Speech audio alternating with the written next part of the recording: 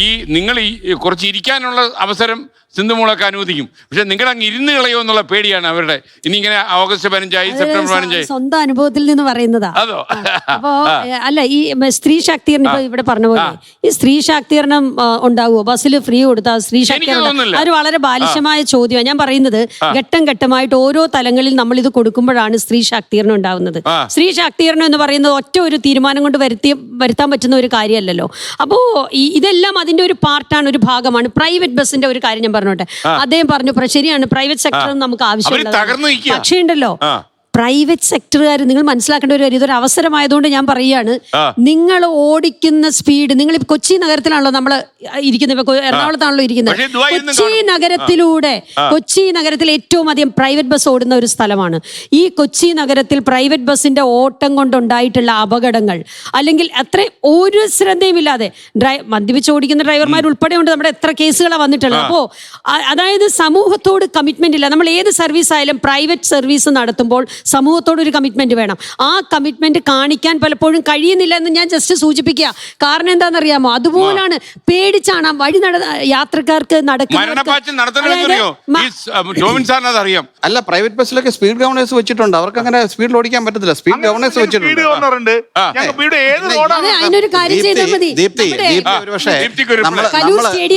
നമ്മൾ ഒരു പക്ഷേ 1-2 ഇൻസിഡന്റ് കണ്ടുകൊണ്ട് തോന്നുന്നതായിരിക്കും. ജനറലൈസ് ചെയ്ത് പറയരുത്. ഞാൻ ഇതിന്റെ KSRTC MD എന്നുള്ളത് ട്രാൻസ്പോർട്ട് കമ്മീഷൻ ആയിരുന്നു. ഞാൻ ഇവിടെ കാര്യങ്ങൾ പഠിച്ചിട്ടുണ്ട്. വലിയ കഷ്ടമാണ് പ്രൈവറ്റ്. അവരുടെ എന്ന് പറഞ്ഞാൽ അവർക്ക് ടൈം എടുക്കണം. KSRTCക്ക് ടൈം ഒന്നുമില്ല. ഇപ്പൊ ഞാൻ അവിടെ ചെന്ന് കഴിഞ്ഞാൽ, സാറേ തച്ചങ്കരി സാറ് വന്നിട്ടുണ്ട്, ഒരു കോട്ടയം ഇടറ എന്ന് പറഞ്ഞാൽ കാരണം കോട്ടയത്ത് വണ്ടി ഓടി ആര് ചോദിക്കാൻ, ആരോട് ചോദിക്കാതിരിക്കാൻ. ഇവർക്കത് പറ്റൂ.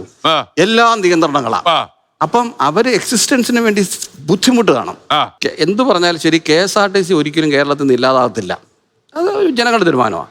ഇപ്പൊ ഈ ഫ്രീ കൊടുത്തെന്ന് പറഞ്ഞുകൊണ്ട് കൊടുത്തു തകരാനും പോലും. ഞാൻ പറയും, ഇപ്പൊ 5000 കോടി എന്ന് പറഞ്ഞാൽ ഒരു മാസം ശമ്പളം കൂടെ എത്ര?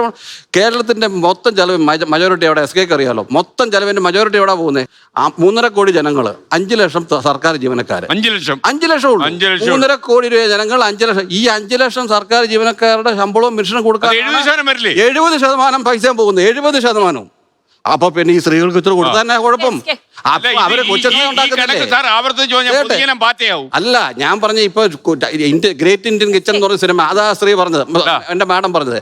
രാവിലെ എഴുന്നേൽക്കുക, കൊച്ചുങ്ങളെ കുടിപ്പിക്കുക, ഭക്ഷണം വെക്കുക, ഉച്ചക്കത്തേക്ക് പിന്നെയും വെക്കുക. ഈ സ്ത്രീകൾക്ക് ഒരു സൗജന്യം കൊടുത്തോണ്ട് ഇവിടെ ആകാശം വരാൻ പറ്റുന്നുള്ളൂ. വേറെ എത്രയോ സൗജന്യങ്ങൾ ഇവിടെ കൊടുക്കുന്നു. ഇതുകൊണ്ട് ഇവിടെ താഴെ പോകാനും പോകുന്നില്ല. അപ്പൊ അത് KSRTC ഒരു ഗവൺമെന്റ് ഡിപ്പാർട്ട്മെന്റ് ആക്കി മാറ്റുക. അങ്ങനല്ല. KSRTCയെ ഇപ്പോഴും ഒരു രാഷ്ട്രീയ ഇച്ഛാശക്തിയോട് കൂടി എഫിഷ്യന്റ് ആയിട്ട് കൊണ്ടുപോകാൻ പറ്റും. നിങ്ങൾക്ക് പറ്റുമോ അടക്കം.